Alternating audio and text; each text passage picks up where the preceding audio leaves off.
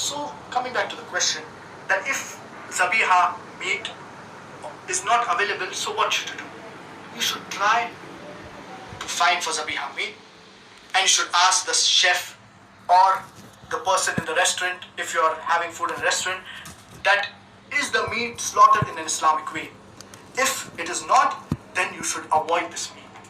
And you have various other options. For example, you can get the chicken at home, you can slaughter the chicken at home, you can also eat fish, you can eat vegetables, etc. But if the meat is not halal, then you should avoid such meat.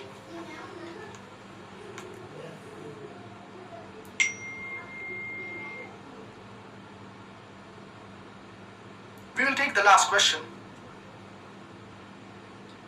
from Muhammad Munirul Alam Joy from Bangladesh.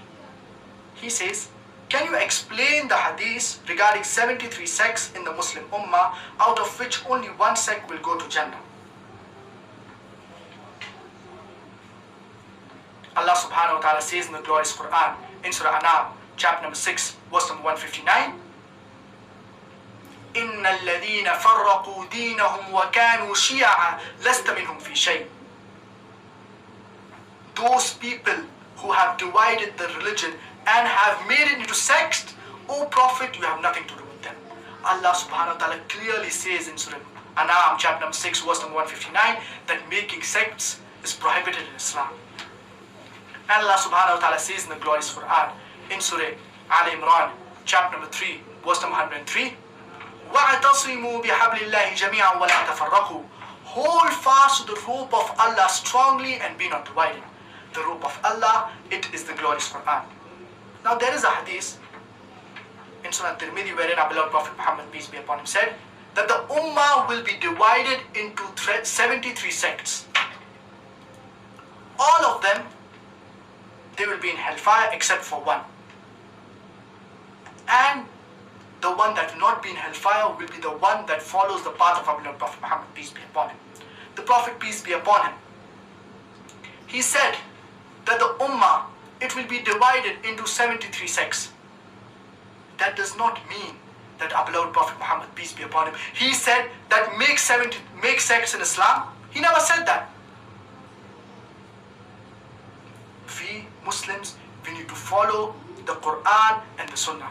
As Allah subhanahu wa ta'ala says, Atiyullah wa atiyur Rasul. Obey Allah and obey His Messenger. We need to follow the teachings of our beloved Prophet Muhammad, peace be upon him. If we stick to the glorious Quran and to the teachings of our beloved Prophet Muhammad, peace be upon him, we will never go astray. So we should abstain from making sects in Islam. The Muslim Ummah should be united on the Quran and the Sunnah. It's a requirement that we Muslims, we are united. Many Muslims, they fight on small and petty issues. But we should be united on the glorious Quran and on the teachings of our beloved Prophet Muhammad, peace be upon him. So this was the limited time that we had today. And inshallah, my father will continue the same session, Ask Dr. Zakir and his son Fariq.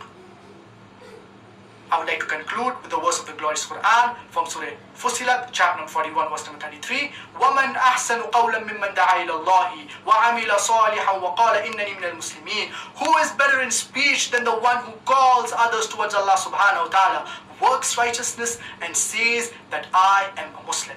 وَآخِرُ دَعْوَانَا أَنِ الْحَمْدُ لِلَّهِ رَبِّ الْعَالَمِينَ.